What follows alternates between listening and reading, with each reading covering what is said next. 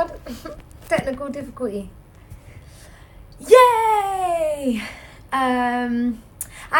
Sorry, I keep forgetting I'm from Leeds. I'm from Yorkshire. No, today we are from Leeds. We went to 2 schools. Hi, my name is Swazi. I'm on the BBC Bitesize tour, and we're going around to schools talking about the creative industries. Hello, friends. Hello. I don't know what accent I'm doing. Yes, okay, so I'm going to give you a quick rundown because BBC Bitesize, shouts to Dave, who's locked in over the socials, saw my feed yesterday, saw my live video yesterday, and kindly asked me to do it again, I suppose, which is really encouraging, because I just came home yesterday feeling so inspired and so just like, oh my gosh, it was such a good day, and I wanted to share about it, and now to be doing it again is really cool. So first and foremost, shouts to the BBC Bitesize team. A vet who's kind of like my go-to whenever I need anything. She's just looking after me so well. And all the different types of panelists that you have got to share their stories with these kids in these schools. Oh my gosh, it's so, like I said yesterday, it's so inspiring purely because that wasn't a thing when I was at school. For many of us, it wasn't a thing to have the BBC come down to your school and talk about all the different jobs that are within the creative industry. And so, yeah, BBC Bitesize, you're the plug, man. You're the plug. We love you. And yeah, so today was really good fun. I made notes because I thought, let me try and keep this to 15 minutes. So let me go. Today, Miss Liv, listen. You need to keep your eye on Olivia Portas. I think that's how I say your surname. Olivia, she is from Stoke. She loves sport, and she's come through to the BBC as an apprentice, as a sports journalist, purely, as a go-getter. She's gone off after the opportunity, secured herself the apprenticeship, and is now working in the BBC and floating her way around to all the different departments and tasting bits here, getting a feel for all the different places. And it's so inspiring. You're so young, Liv. Like, hats off to you. I don't know if at your age, actually, do you know what?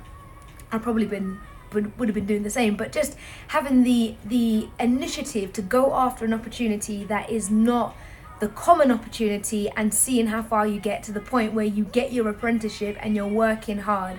And so, yeah, you really blew me away today, sis. I was really encouraged by your story and all the different things that you get to do and everything that you've done so far. So, yeah, you're really funny as well, like really funny, really bubbly, really lively. We went to Asda today with Julie, who's also on the panel, and we sat in Asda, and Asda's got their own radio station.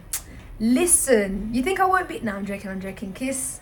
I'm joking. But if I was younger, I would be applying for Asda Radio because they got bangers in there, and their cafe is also 10/10. So, yeah, we were kidding around. But I think what blew me away about Liv is just kind of the go-getter attitude. And that is so needed when it comes to creative industries. You really do need just to be in that sort of circle where people are encouraging you and you go after opportunities. So yeah, Liv, you were 10/10 today, very, very 10-y. Andy as well, who is a sound designer. Check this, yeah?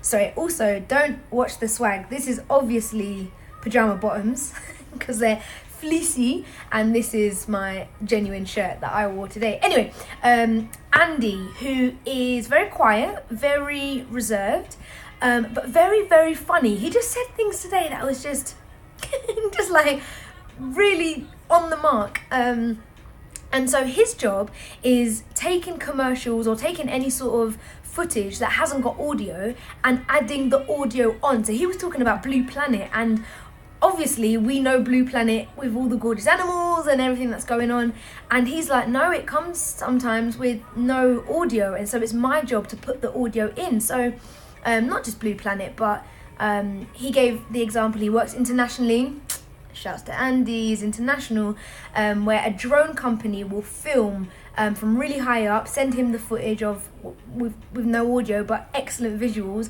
and then he will have to put it in. So he said there was one scene with a horse that was running through the river, and obviously like, he hasn't got a horse, but he has got a river and he's got a dog. And he was like, yeah, I took my dog for a walk.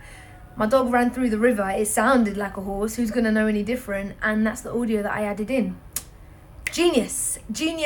So it was so good to hear from Andy, and also good to hear that it's not just loud people who take up the creative industry. It's not just people in front of the camera. It's people who are behind the camera who do loads of different jobs and find their way in the creative industry and enjoy the role they do.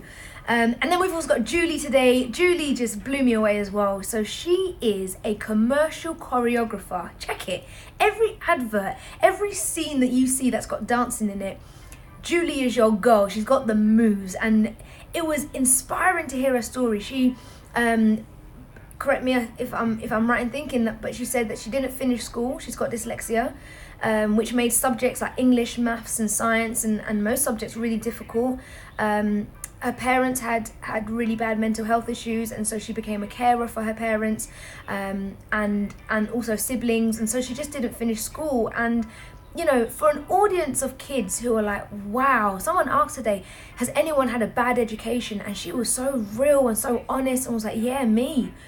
I had a really bad time at school, and the creative industry is perfect for me because it uses that side of my brain that allows me to just create. And now I've got a job, and I haven't stopped at the hurdle of dyslexia. I've gone beyond that and overcome that, and now look what I'm doing. I'm choreographing scenes with, she shared a story today of Peter Kay, and there's a scene of him for an advert where he's spinning around dancing in a bedroom, and she was like, yeah, we took him to a hotel and he wanted to reenact the scene from The King and and I was the one who taught him the routine, and I had to watch him and study his mannerisms and see what he was capable of, to the point where we filmed it came across really great, and you know, the advert was a success. So yeah, the panelists today were on fire, and the kids was the first school we went to. We got briefed and said, look, it's a really strict school. The kids are, you know, really well behaved, which they were. But as soon as we got in, man, they were just giggling. They were excited because you walk in and the big banners for BBC Bitesize are already up. The TV screens are already working. So it's already quite, you know, like full on if you're like year 8, year 9. And that hasn't happened before for you. So they were really giggly, really engaged. And as a host, that's what you want. You want a warm crowd. They were laughing. They were asking questions. And something that struck me for the last 2 days is the briefing that comes to us in the morning and says, look, these schools just do not have these type of events come to them. Kids do not have people from the BBC or with your background come into them and talking about the creative industry. That's just not a thing. And so you just bringing energy and bringing stories is overwhelming in and of itself, because it's just out of the ordinary for them. And I just think, wow, that is pretty inspiring to meet radio presenters, to meet choreographers, to meet all these different people in the first school today. I feel like I'm rambling, but there's just so much from today to capture and think about on the way home and on the way to the hotel. And yeah, what else did I want to share? Yeah, just that school today really took me by surprise. Even though it was a really strict school, kids are kids, aren't they? They're young. They're like, I want to know. I'm in the middle of choosing my options. I'm in the middle of making big decisions, and that is a big decision when you're however old you are in year 9, choosing an option which you're told is going to direct the course of your life. And here's people coming in and saying, look, 1, it's okay to change. 2 people in our group today, Julie and Andy, they were not doing the jobs they're doing now, and they were like, it's okay to change. And telling a year 9 that's big, you know. It's big to say to someone, whatever you choose now does not have the stamp of life for the rest of your life. It's okay along the way to do something different. And that hit home with a lot of kids today. It was like, okay, I can choose things that I enjoyed learning, whether that be something creative or whether that be something considered academic. That was another thing that came up today. Don't just think about jobs in the creative industry that's in front of the camera. Yes, we're all in front of you with a microphone, but that's not to say that every job in the creative industry is like that. The video that we play at the beginning It's so cool, man. It just lists all the different types of jobs that you've got. You've got everyone from like a lawyer, electrician, graphic designer, just carpentry, journalist, writer, so many different physiotherapist, and everyone that you think will make up a team. That's who's present on this like video that opens up the show. And yeah, I always ask a question, and I've just kind of made it part of my script now. I say, right, raise your hands if you feel more comfortable on screen, and about half the room, will put their hands up. And then I say, right, raise your hands if you feel more comfortable behind the camera. And again, half the room goes up, and you just think, well, there you go. There's a job for everyone, and the creative industries cater to everyone. So yeah, I was proud of that moment today. That question I didn't have it written down. I just went off, what someone said on the panel. And I wanted to drill that home today and say to them, look, don't just think you have to be the loudest. Don't think you need to be the funniest. Don't think you need to be the quickest on your feet, because if you think like that, the creative industry will be very, very narrow, and that's not the case.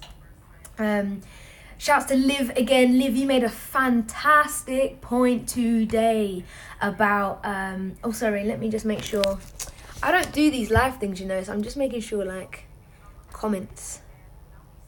Someone from Holy Trinity's locked in. Yes, Matty P. George said we love Liv. We love Liv as well. We do love Liv. Yeah, shouts to Holy Trinity, man. We were at Holy Trinity today. And you guys were... Oh, sorry. Stick. Okay. Yeah, shouts to Holy Trinity. You made us feel mad welcome. Yeah, it was good fun with you guys today. Liv made a really good point in both sessions about rejection. And so she said that there's a lot of times where I have a good idea and I will go to different departments and pitch this idea, and a lot of departments will say no. Or I'll go with me and myself and go to a department and say, can I do this? No. Can I do this? No. Can I do this? And she said to me today, it took me 15 questions and 15 attempts and 15 departments until I struck lucky. And on the 15th one, someone said yes to me. And I thought, you know what? It's so true in the creative industry. The first person, the second person, even the third and fourth and fifth and sixth may not say yes. But if you give up at number 6, then what happens when you don't get to number 15 and then they say yes? And then that is a catapult to something else that you can do. You just cannot take no personally in the creative industry. More time, it's not a no to you. It's not a direct attack on you. It may be the program. It may be that you're pitching an idea that doesn't quite fit the program or the program's audience. But had you taken the same idea and plonked it in another department which is perfect for it, someone is like, oh my gosh, why don't we think of that? That's a great idea. Let's run with it. It's not that the idea is bad. It's not that you're bad. It's that you've got to be really attentive to who you're pitching to and the audience who's going to receive that. How are they going to digest the idea? What format is that going to take? We had a great conversation in the car in Asda. Listen, you know what? Asda caught gems today. We were dropping gems in Asda Cafe. Just about people at the top of the creative industry, departments aren't always the people who will consume the ideas that we put forward, or aren't even the people who consume the content they're working on. And that's no shade. But Liv made a good point and said, I think at the BBC or within the department that she works in, they've made a point of having a young person mentor the people at the top, to give them advice about social media, to give them advice about what young people think. Because I'm telling you, every meeting that I go into, me personally, when I go into meetings with TV departments or radio departments, number one question that usually is asked is, what do young people think about this? What do young people think about this? Do young people think about this? How would a young person say this? And I just think they genuinely don't know. They're not even trying to par. Like, they don't know what young people think. And when I was volunteering for Grenfell or just loads of different things I get to volunteer for or have discussions around, people are just amazed that young people think the way I think or do what I do, and just how generations have changed, and the generation that we're in now and what we think and what we do and how we translate things. I'm telling you, young people, creative industries, now is an excellent and probably one of the most exciting times to be young and creative. I've said it before and I'll say it again. Being young, being creative and having something to say is so valuable right now. People are hungry to hear what young people think. And so if you've got an idea, package it up and hit people up in the BBC, or hit people up in commercial radio, or wherever they may be, wherever you want to go, and knock on doors and be like, look, this is my idea. This is why it speaks to young people or to whoever. This is why it's going to bang. You need to trust me. You need to take a bet on me. Why? Because you don't know what young people think. Simple as. You've made yourself indispensable. You've made yourself a job that someone else can't do because they just haven't got access to young people the way you do. Simple. And so telling young people that today, it was like, oh, right. I said to young people, the same way this has come about. Okay, 9:15. Okay, I've got 2 more points.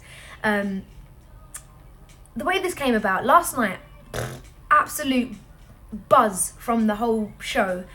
Jumped on my phone, the same phone that a lot of people have got, iPhone, switched on Instagram, switched on live. I'm going to do a live feed and talk about my day. And graciously, BBC Bitesize were locked in, saw it, and then messaged Yvette, who's my line manager, and was like, yeah, if Swaz is going to go live this evening, let us know so we can share it, we can tune in. And it's not that I was actively going after that sort of coverage, or I was just buzzing about it. I had something to say, as do a lot of young people, and all it takes is for you to do it from the comfort of your chair or your room or your phone, and just switch things on and get talking about things. So young people, if you're listening, use the tools in your hand, use what you have available to yourself, and speak from your perspective. There's no point speaking from someone else's perspective, because if you get picked up and have to follow through that conversation, you probably won't be able to be as authentic had you just been yourself and been talking about things that you know about. And so bit of advice for young creatives: if that's what you're interested in, use platforms and get your phone out, record something. You've got SoundCloud, YouTube, Instagram, all of these platforms that people at the top of the BBC or big departments are looking to now. Absolutely, make sure you make the use of these platforms, because it's free, it's available, it's accessible. We'll have it. Yvette's message. Oh, she's messaged, hi Bitesize, hi. I'm in Leeds, and I had a really good cab driver that was talking to me, and he was from Bradford, but he was like, you haven't been to Leeds? Oh my gosh. Shouts to the whole of northeast England, who just have the loveliest cab drivers. That was my point on rejection. You will get a lot of no's, but don't give up at the first, sixth or second, I can't even count, 7th, 10th. It may, like Liv, take the 15th attempt to get your yes, and then you are on your way. Today Bitesize asked me to do another, I said that.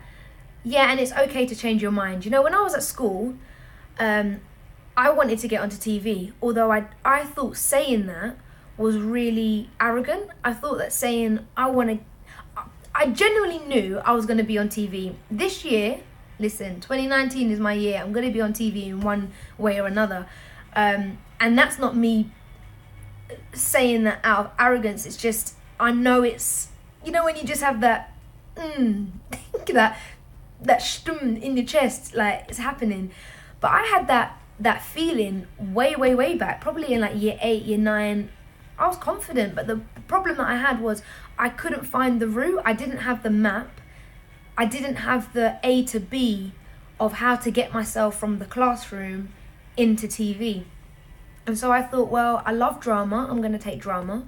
And I did drama GCSE, I did drama A-level. Absolutely aced that. I follow my drama teacher. What's going on, Mr. Duggan? You're actually a real G, for the drama lessons that we had. The drama. And I thought, well, I like being on stage. I love the thrill of performing, of being up front, of being on camera, being on a microphone. I love all of that. So I'm going to jump in. And then I thought I'd be an editor. Went to university, studied creative writing. Shouts to Leonie Ross. I love you. You're my lecturer for life. And now we follow each other on the gram, which is so cool. But I said today to the kids, when you go to uni, what's one of the best things is that often your lecturers will be doing the job that you want to do, will be doing the things that you're studying, and so they're great points of call, not only for learning but for life experience, and they've got a whole wealth of expertise and advice and real stories that can help you along the way. So James Smythe is another favourite of mine over at Roehampton University, and so I got a 2-week stint with Penguin. And that was all because James Smythe brought his friend from Penguin, and he came to give a talk. And at the end of the talk, I thought, you know what? Let me just test this confidence that I think I have. And I went up to him and I said, listen. I didn't say listen. I was like, hi. What's going on? Like, great talk. You gave some great points. La da da da. But you need to give me 2 weeks work experience. And he said, yeah, I do actually, because you're that confident. Yeah, come on then. I'll give you 2 weeks work experience. And I was like, what? I was gassed, thinking, perfect, I got 2 weeks work experience.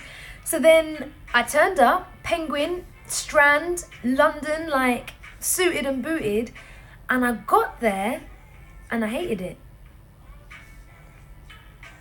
Is the honest truth. I really, really hated it. I didn't like it one bit. I remember sitting at the desk and the person opposite me would email and say, do you want a cup of tea? And I was like, yes, I would like a cup of tea. And I just thought, how strange is this environment? It just was not what I expected. I had to read through a lot of submissions that were just not good, no shade, but I was like, I could write better than this. And yeah, it just didn't really match what I thought. And I'm glad I did that before I graduated, because had I graduated, I probably would have hunted down that postgrad job of being an editor, of going into somewhere like that, and then I'm locked in, well, not locked in permanently, but locked in for some sort of period doing something that I thought I would love and I didn't. And I'm glad I did that earlier on. So saying that all to say, you can change your career, you can change things, and what you want to do at school and what you end up doing as your career can be the same, or it can be completely different, and that is fine. But for me, I just didn't quite know how I was going to get from school and onto TV, and everyone has a different route. That's another thing. The creative industries, the routes are endless. There's so many different ways, and so be encouraged. If you're locked in right now and you've come to a bite-sized session, I really hope today's been inspiring. I hope today's been not only informative but encouraging to think, wow, you're in the middle of choosing your options, and yes, you need to work hard at your core skills. Your English, maths and science are your core, but everything on top of that, do things that you love, do things that you enjoy, because ultimately the skills that you're picking up are going to be lifelong skills. They're going to be what we call transferable skills. So yesterday I was talking about English, the skill to reason, the skill to see another opinion, the ability to have an argument but consider someone else's opinion before you form a conclusion. That's adult life, that's everyday life. We hear things and we have to give our opinion, we have to listen so that, by the end of that conversation, your conclusion makes sense. And that's what you do when you write your essays.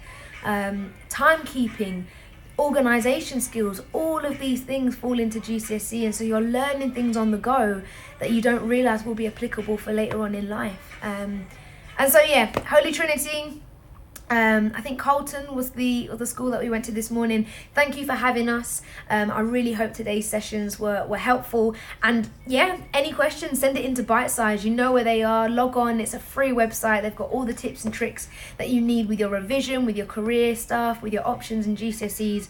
And keep an eye out for the tour that's happening right now. It's really exciting.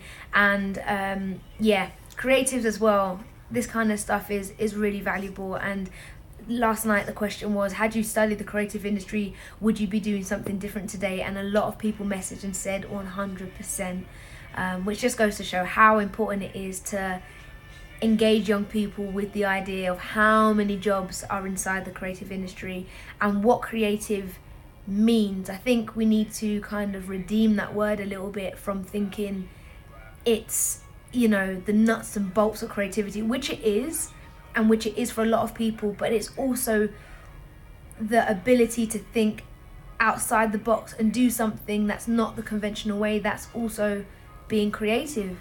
and there's creativity in every job, on and off camera, in front of camera and behind the camera as well. So yep. Okay, cool. 25 minutes. I think that's a nice little roundup. Send your comments in. I want to know what you guys think. Any questions that you may have, give me a shout. We'll try and answer them. And yeah, BBC Bitesize. Oh, the last thing I will say, BBC Bitesize, I beg you make it happen. I met Liv today. She's working in the BBC 5 Live department. Dotun Adebayo. I am on his show every third Sunday of the month. The next show we have is on the 17th, 18th, that weekend. And so Liv, listen, if you want to come London, you can have my bedroom. I promise you, sis, you can have my bedroom. You can keep up mine.